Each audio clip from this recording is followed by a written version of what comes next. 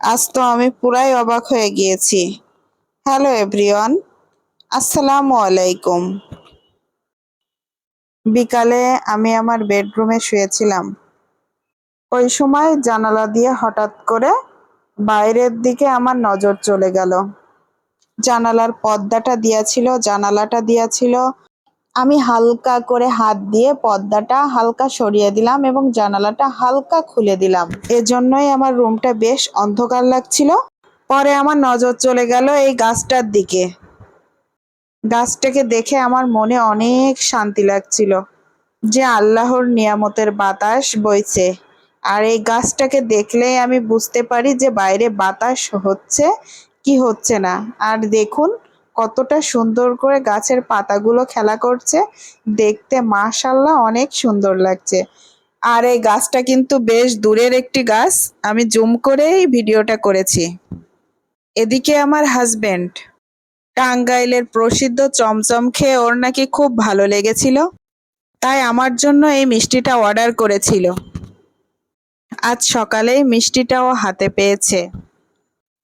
পরে এই মিষ্টিটাকে ফ্রিজে রেখে ও অফিসে চলে গিয়েছে, কিন্তু আমি জানতাম না মিষ্টির বক্সটাও ফ্রিজের মধ্যে রেখেছে।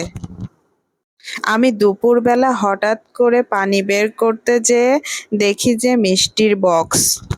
কাল রাতেও একটা মিষ্টি নিয়ে আসছিল, সেটা ছিল ছোট্ট একটা বক্স, তার পাশে এই বড় বক্সটা।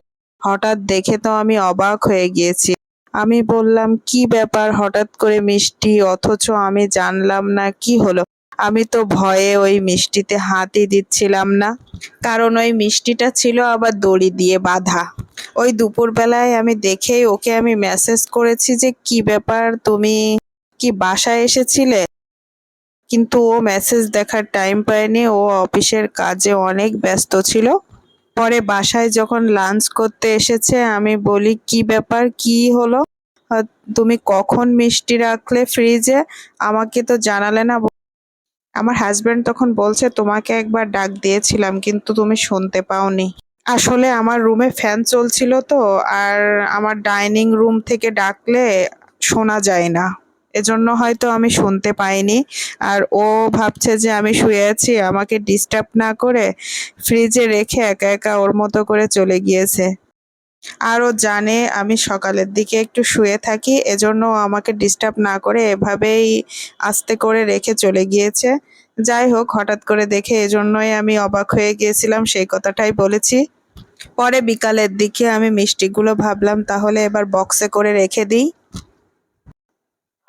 পরে আমি এক এক করে সমস্ত মিষ্টিগুলো এই যে এই বক্সের মধ্যে করে ভরে রেখে দিলাম। এভাবে রাখলে মিষ্টিগুলো বেশ কয়দিন ভালো থাকবে, আর মিষ্টির গুণাগুণটাও ভালো থাকবে।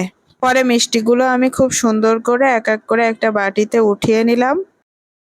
এবার ভাবছি আমি একটা মিষ্টি খেয়ে দেখবো মিষ্টিটা কেমন।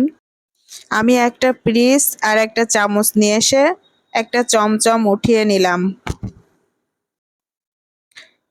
পরে আমি এই চমচমটা একটু খেয়ে দেখলাম, তবে কিন্তু চমচমটা একবারে খারাপ না, ভালোই।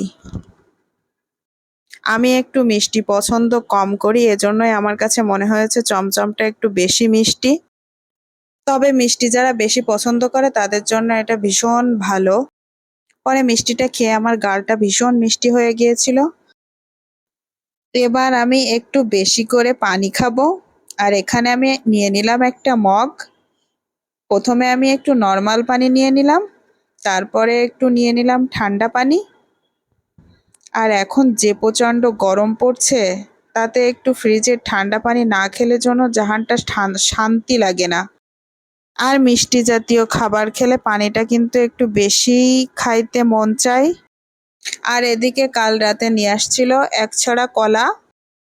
সেটা আমি দেখেছিলাম টেবিলের উপরেই ছিল, কিন্তু সেটা কাঁচা ছিল বলে সকালে আর এক ছড়া কলা নিয়ে এসেছে। সেটা হলো একটু বেশি পাকা।